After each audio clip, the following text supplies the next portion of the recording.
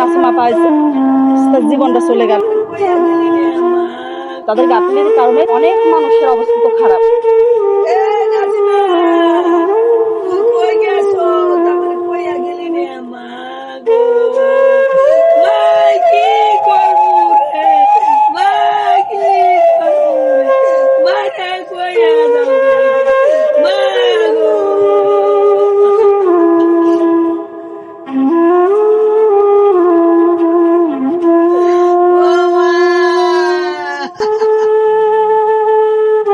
আমরা পাড়া প্রতিবেশী, আমাদের মানে কোনো ভাষা নেই, বুঝছেন? এত বড় একটা দুর্ঘটনা ঘটলো, মানে ভাষা হারাই ফেলছি।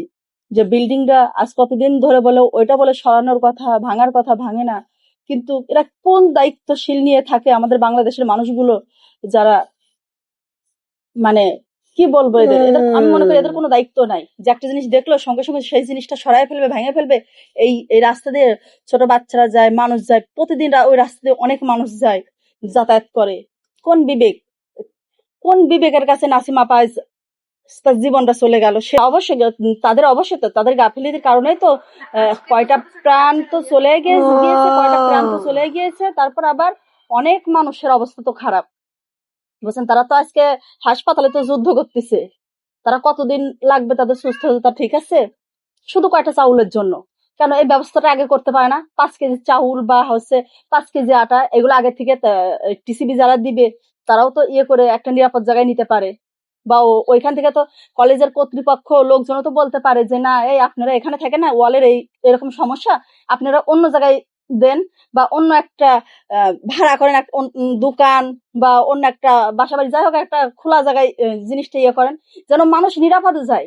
গরিব মানুষের জায়গা কোথায়? এইটা নিয়ে টিসিবি চাউল রাস্তা দিয়ে নিয়ে অনেক আলোচনা হয়েছে, দেখছি আমরা তো ফোনে অনেক আলোচনা দেখছি, কিন্তু এটার কোনো রকমই হয় নাই। এটা জানি না আদৌ সমাধান হবে কিনা। নাসিমার জীবন তো চলে গেছে, আর কয়েকজনের জীবনও গেছে। এই জীবন শুধু যাইতেই থাকবে, কিন্তু এটার কোনো সমাধানই হবে না, বুঝছেন? আমাদের বাংলাদেশের আইন ব্যবস্থা আসলে না, আমার আইন ব্যবস্থা পছন্দই না। আজকে দেখি কি করে সরকার থেকে, দেখি কি আসে। গত রাত 11টার সময় নিয়ে গেছে দেশের বাড়িতে, আপনার খুলনা বাগেরহাট মোড়লগঞ্জ। ছেলেও আজ কোম্পানি থেকে কয়েক মাস ধরে বেতন পায় না ছেলে। এখন নাসিমা আপা সংসার চালায়, তার মায়ের সংসার চালায়, তার মামাকে একটু দেখাশোনা করে, বুঝছেন? মানে তার মেয়ের লেখাপড়ার খরচ দেয়। থেকে স্যারেরা এসে কলেজের লোক এক একজন মনে হয় এক এক কথা বলে, সেটাই না। আমি কলেজের থেকে লোক আসে আমি শুনছি। আর গাড়ি দিছে 2টা, কেডা দিছে তা জানি না। 2টা গাড়ি দিছে, একটা লাশের গাড়ি আর একটা ওই যে ওরা গেল